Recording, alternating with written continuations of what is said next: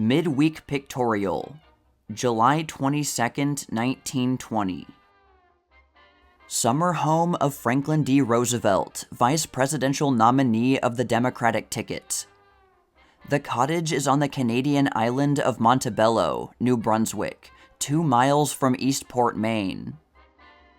Mrs. Franklin D. Roosevelt with her 4 children on veranda of their summer cottage at Campobello Island, New Brunswick, Canada, just over the Maine border. Governor Coolidge, vice presidential nominee on the Republican ticket, chopping wood at the farm of his father, John C. Coolidge, at Plymouth, Vermont. The governor, while not exactly a rail splitter like Lincoln, finds in the exercise a welcome relief from the cares of his office. Governor Coolidge returning with pail of milk and milking stool after milking the cows in the barn of his father at Plymouth, Vermont. Harvesting on the paternal farm, Governor Coolidge is renewing the experience of his early days. He is getting into good physical trim for the exacting work of the coming campaign, which will tax all his energies. Governor James M. Cox addressing a large throng from the steps of the state capitol at Columbus. The governor is an experienced campaigner and effective speaker. He was listened to with deep attention as he discussed the issues of the campaign. Franklin D. Roosevelt, Democratic nominee for vice president, addressing the people of Hyde Park, New York from the steps of his mother's home. The village turned out en masse and gave him a great welcome.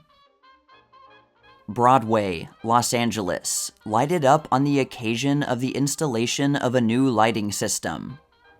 As here shown, it is a worthy rival of the Great White Way of New York. A celebration took place when it was first put in operation.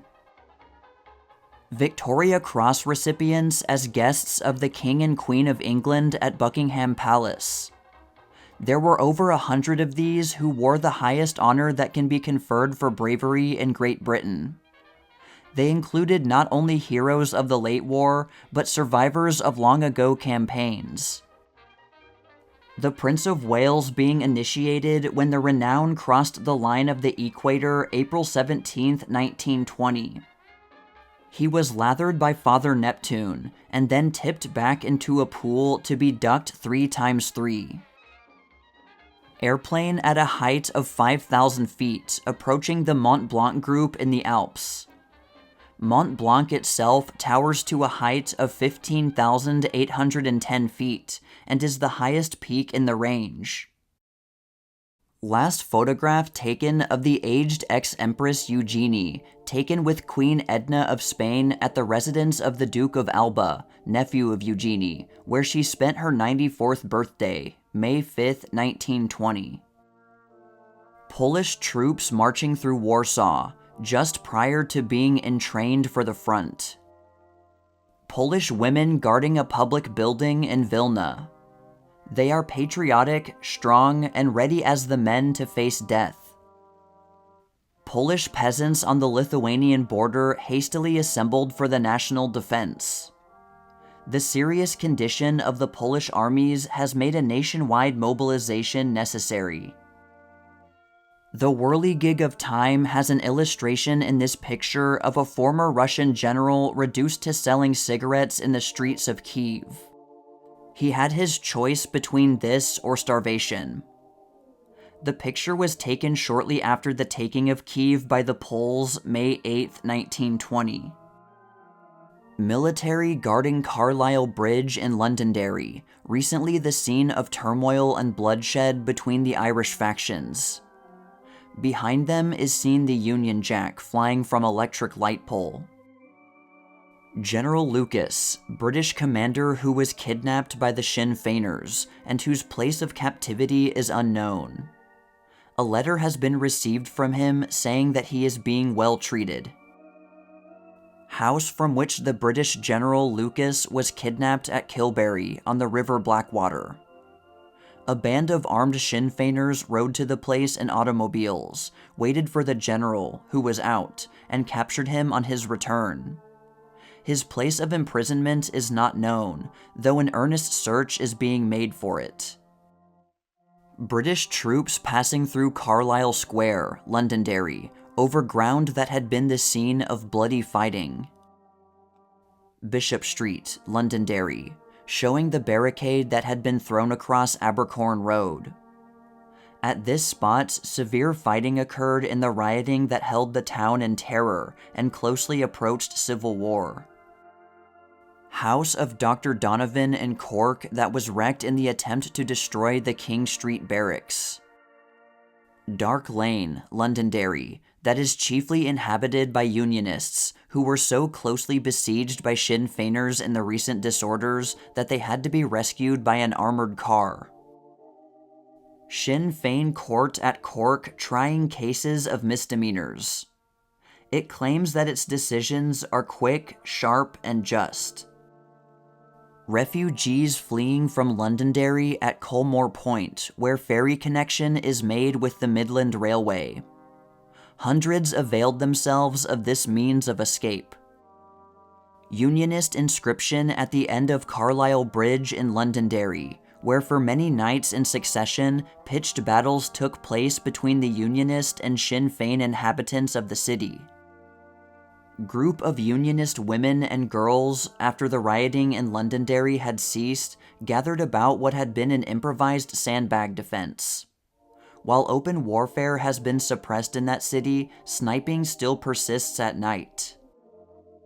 One of the fortified street corners in the city of Londonderry, where for over a week what was practically civil war prevailed.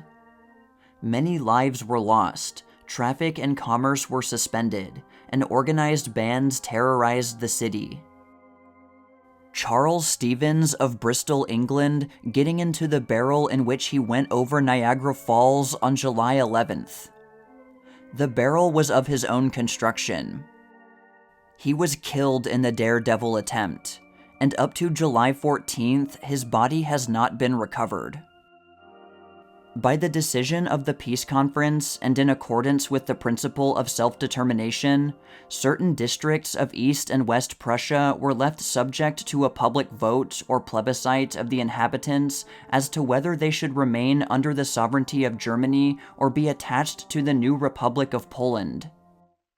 There is a strong element of Poles in the population, chiefly among the laboring class, while the German element is represented by the commercial and financial element.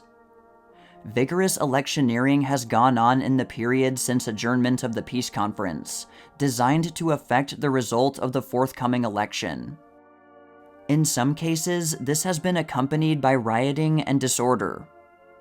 The pictures on this page show a great popular demonstration that took place in Berlin on June 20th, 1920, as a protest against the severance of the provinces from Germany.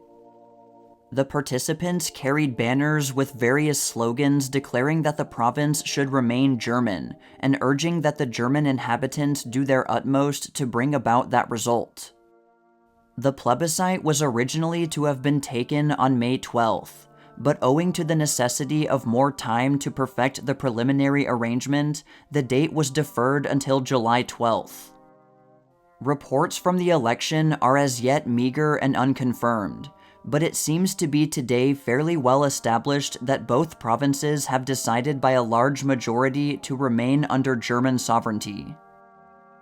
Photo caption: Great demonstration at the German capital, with slogans and banners declaring that the plebiscite districts must remain German. Parade in Berlin, June 20th, 1920, protesting against so-called Polish despotism in East and West Prussia.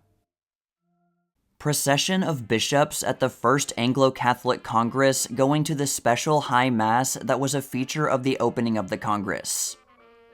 They are here seen on their way to St. Albans Church at Holborn, London, England. Miss Alice Paul and her colleagues folding, sealing, and stamping letters containing suffrage appeals. First aerial transportation booking office in the United States. A lady is here seen booking passage to see the yacht races from the sky. The office is in a large New York hotel. At the side is the schedule of prices charged for aerial voyages. Secretary of War Baker decorating graves of the French dead at Arlington Cemetery on Bastille Day, July 14th. General Peyton C. March, tallest figure, is seen a little to the right. An unusual and interesting sport event took place recently near Paris, France, when Renault tanks engaged in a race up and down a hill of 60 degrees slant. Two are here seen, neck and neck, at top of the hill. The hill up which the race was made was so difficult to negotiate that some of the tanks found it necessary to turn about and go up backward. The struggle between the ponderous monsters was very exciting. The competing tanks preparing to climb the hill at Satori while the spectators wait the signal for the racers to start. Lawn tennis championship struggle at Wimbledon between the champions of America and France. The match resulted in a victory for America. Johnston and Tilden, at the right, are here shown playing the last set against the French pair, Gobert and Lorenz. A great throng was present, and applause was frequent at the many brilliant plays that the struggle developed. Johnston and Tilden in play at the Wimbledon tournament, where they defeated the French contenders for the championship. Johnston is in foreground. The pair have brilliantly upheld the colors of America, Johnston meeting with only one defeat by an Englishman, while Tilden went through the tournament without a single check from any of the foreign contestants.